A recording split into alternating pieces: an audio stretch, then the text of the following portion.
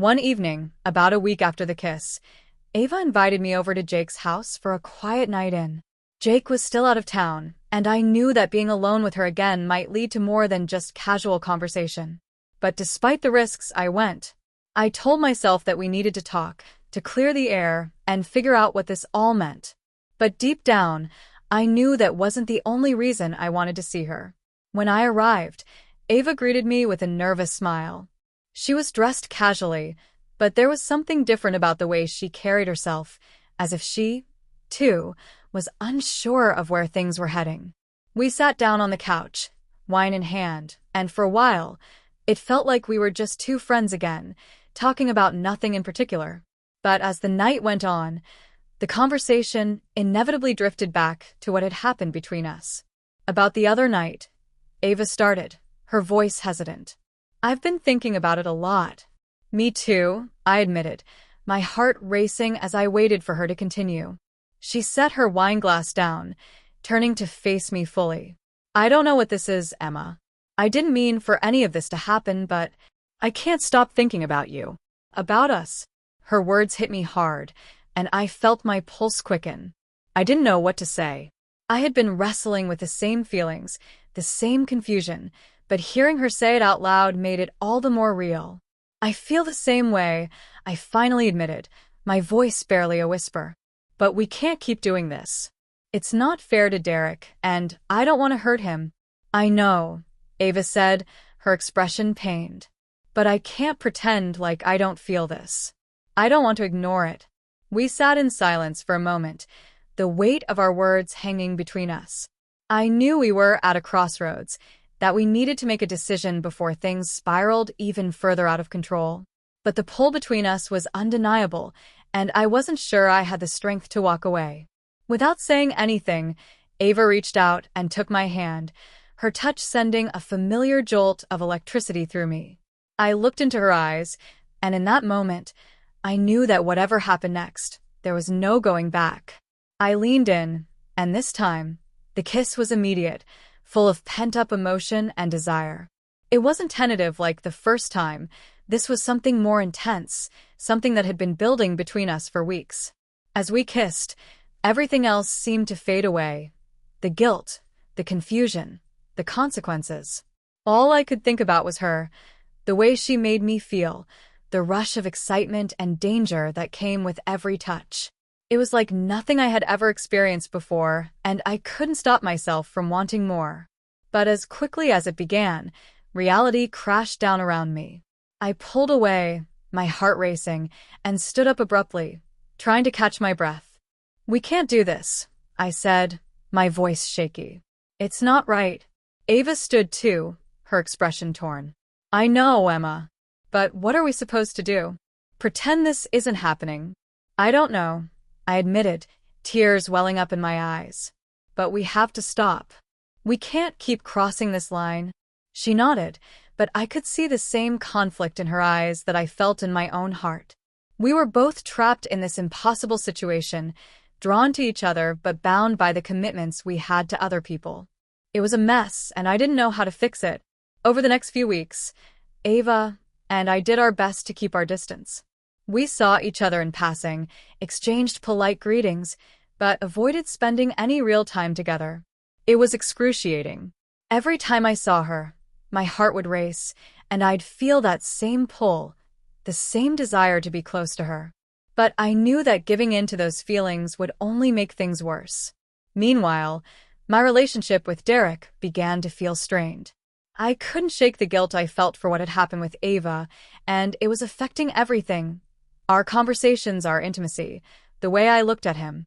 I tried to act normal, to go through the motions of our everyday life, but it was getting harder to keep up the facade. One evening, as we sat at the dinner table in silence, Derek finally broke the tension. "Emma, is everything okay? You've been distant lately." I froze, my mind racing as I tried to come up with an explanation. I couldn't tell him the truth, couldn't admit what had happened between Ava and me. So I did what I had always done. I brushed it off. "I'm fine," I lied, forcing a smile. "Just stressed, I guess. Work's been busy."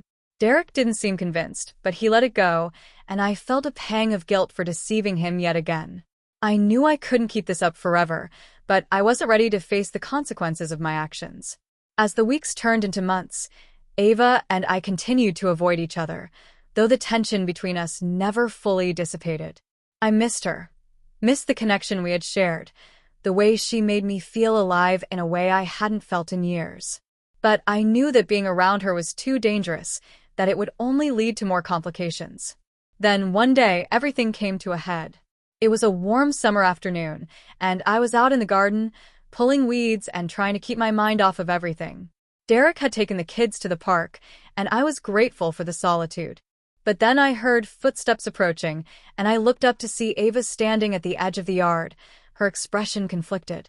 "Can we talk?" she asked, her voice soft but serious. I hesitated for a moment before nodding. "Yeah. "I guess we need to." Ava walked over, and we sat down on the back steps of the house, the tension between us palpable. For a few moments, neither of us said anything. Then, Ava broke the silence. "I'm leaving," she said, her voice barely above a whisper. "I'm going back home. I can't stay here anymore. It's too hard." Her words hit me like a punch to the gut, and I felt a mix of relief and sadness wash over me. "You're leaving?" I repeated, struggling to process what she was saying. She nodded, tears welling up in her eyes. "I can't keep doing this, Emma. I can't stay here and pretend like everything's fine when it's not. It's not fair to Jake, or to you, or to me." I swallowed hard, trying to keep my emotions in check.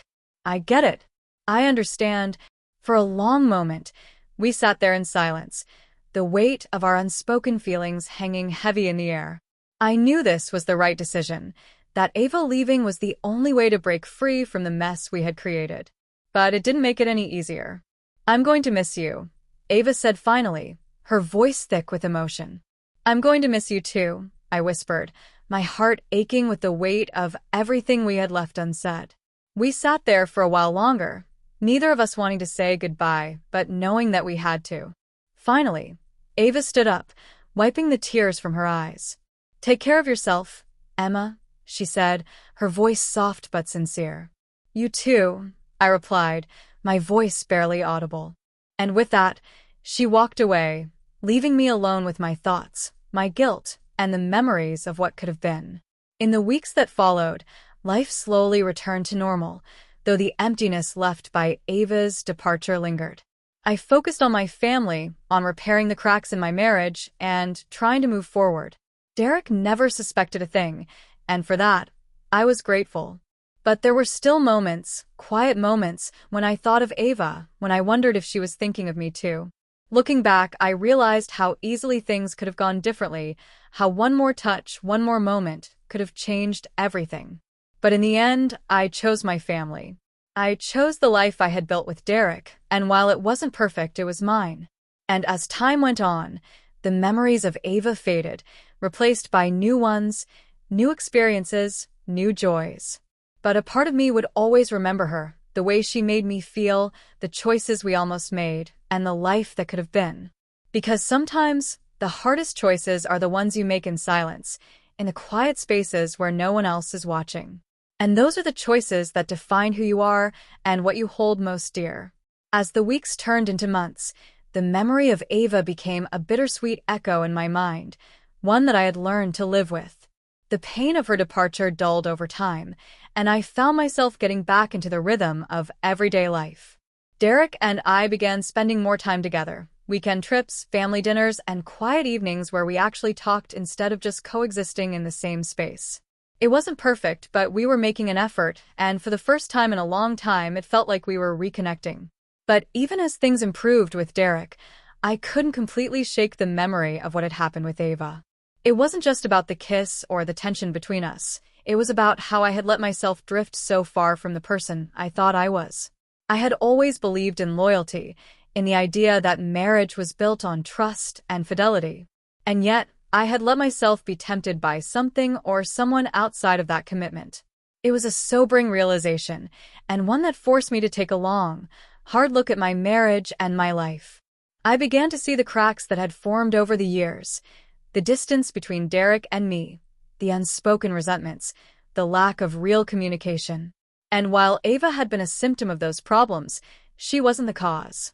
The truth was, Derek and I had been drifting apart long before Ava entered the picture. And if I wanted to truly move forward, I had to face that reality head-on. One evening, after the kids had gone to bed and we were sitting together on the couch, I decided it was time to have a conversation that I had been avoiding for far too long. "Derek," I began, my heart pounding in my chest. "Can we talk?" He looked up from his phone, surprised by the seriousness in my tone. Sure. "What's on your mind?" I took a deep breath, steeling myself for what I knew was going to be a difficult conversation. "I've been thinking a lot about us lately. About our marriage." His brow furrowed, and I could see the concern flicker in his eyes. "What do you mean?" "I mean that I feel like we've been distant for a while now," I said carefully, choosing my words with caution. "I don't know exactly when it started, but it feels like we've been going through the motions, just existing together instead of really being together." Derek was silent for a moment, his expression unreadable. When he finally spoke, his voice was quiet, almost hesitant. "I guess I've felt that too," he admitted. "But I didn't know how to bring it up. I thought maybe it was just a phase, that things would get better on their own." "I did too," I said, feeling a wave of relief that he wasn't brushing off my concerns. "But I think we need to talk about it, to figure out what's really going on. Because I don't want to keep living like this, Derek. I want us to be better, to really work on our marriage." He nodded, his expression thoughtful. "I do too. I've been so focused on work, on providing for the family, that I didn't realize how much I was neglecting us.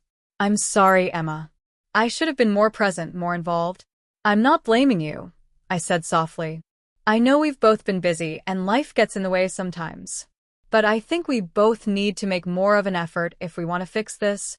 For the first time in a long time, it felt like we were on the same page. We spent the rest of the evening talking, really talking, about our marriage, our goals, our frustrations. It wasn't easy, and there were moments when the conversation got heated, when old wounds were reopened and long-buried resentments came to the surface. But by the end of the night, I felt a sense of relief, like a weight had been lifted off my shoulders. Derek and I weren't perfect, and we still had a lot of work to do. But for the first time in a long time, I felt hopeful. We were finally confronting the issues that had been simmering beneath the surface for years, and while it was painful, it was also necessary. In the months that followed, Derek and I made a conscious effort to prioritize our relationship. We went to couples therapy, something I had never imagined us doing, but it turned out to be one of the best decisions we could have made. Through therapy, we learned how to communicate more effectively, how to express our needs and frustrations without resorting to blame or defensiveness.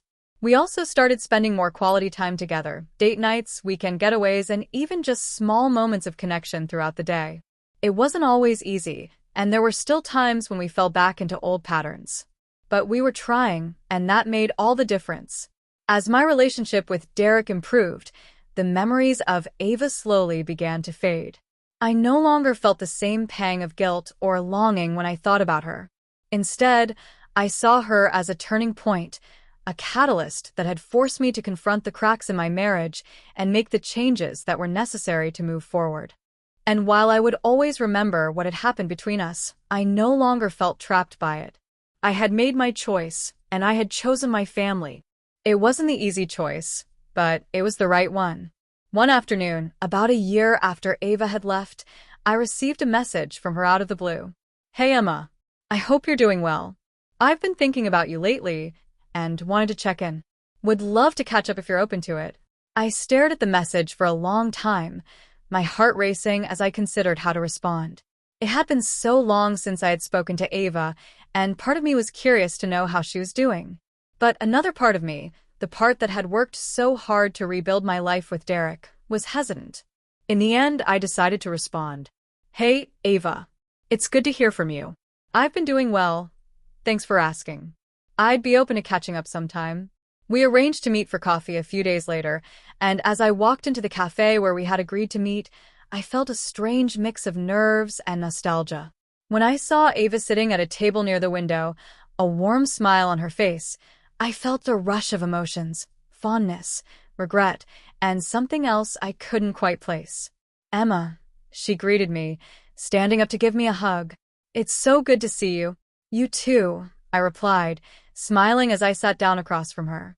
We spent the next hour catching up, talking about our lives, our families, and everything that had happened since she left.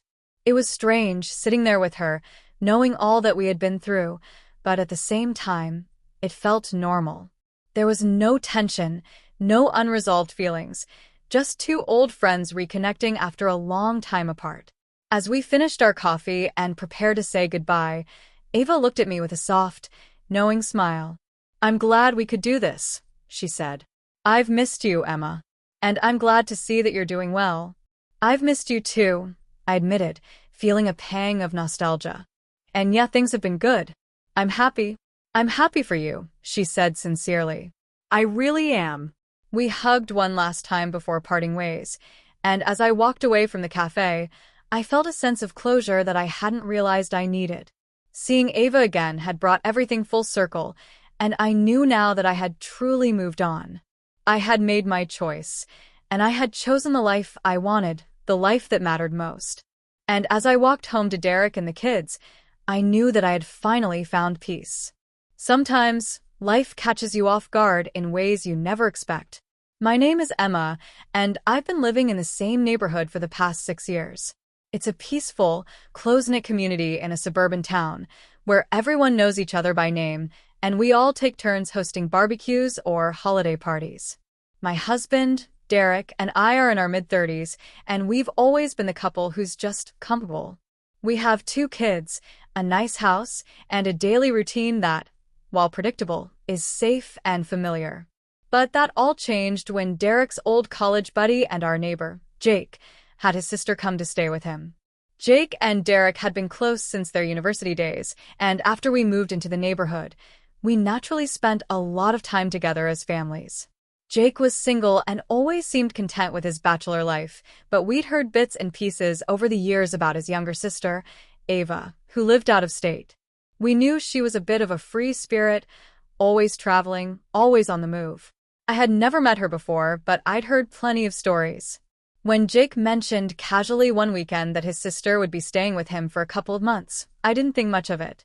After all, it was just a visit, and I figured it wouldn't really change anything about our daily lives. But I was wrong, completely wrong. Ava's arrival brought a whirlwind of unexpected feelings and events into my carefully constructed world. Ava arrived one sunny afternoon while Derek was at work and the kids were still at school. I was in my garden, tending to the flowers, when I saw her pull up in front of Jake's house.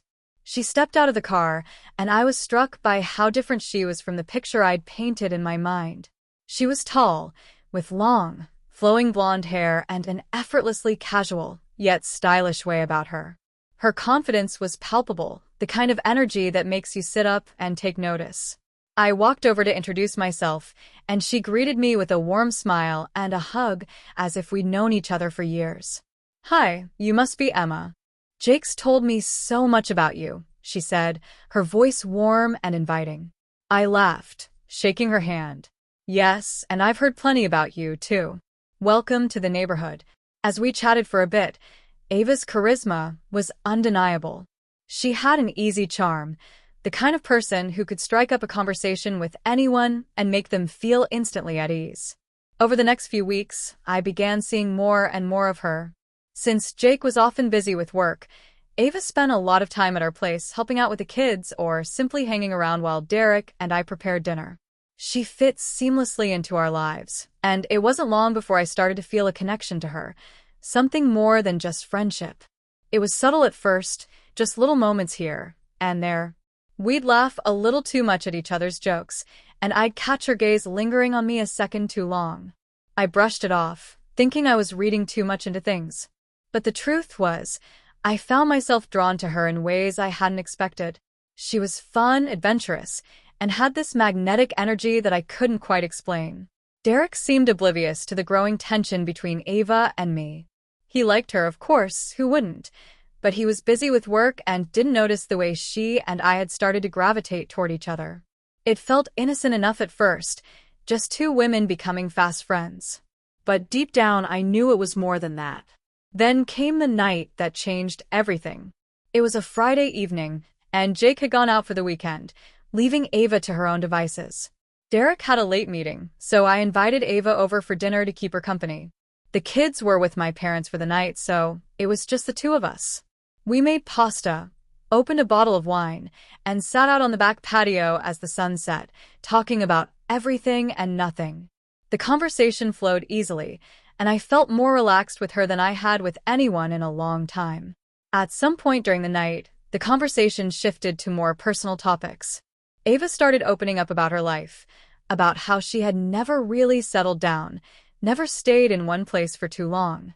She admitted that she felt a little lost sometimes, like she was constantly searching for something but didn't know what. "I guess I just don't feel like I belong anywhere," she said, her voice soft as she stared into her glass of wine. I reached over, placing a hand on hers. "I know how that feels," I admitted, surprising even myself with how honest I was being. "I mean, I've lived here for years, but sometimes I wonder if this is it. If this is all there is for me." Ava looked up at me, her eyes full of understanding. "You don't seem lost to me, Emma. You seem grounded." I laughed, shaking my head. "Maybe on the outside, but inside? It's a different story." We sat in silence for a moment, the air between us thick with unspoken words. And then, before I even realized what was happening, Ava leaned in and kissed me. It was a soft, tentative kiss at first, but it quickly deepened. I didn't pull away. In that moment, I didn't want to.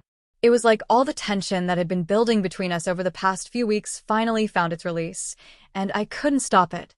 Her lips were soft, and I felt a jolt of electricity shoot through me as we kissed, my heart racing in a way it hadn't in years. When we finally pulled apart, both of us were breathless. Ava's eyes searched mine, and I could see the same confusion and desire reflected in them that I felt. "Emma," she whispered, her voice shaky. "I didn't mean to." "It's okay," I interrupted, though my mind was spinning. "I wanted it to." We sat there in silence for a moment, the weight of what had just happened settling over us. I knew this was complicated, that we had crossed a line that couldn't easily be uncrossed.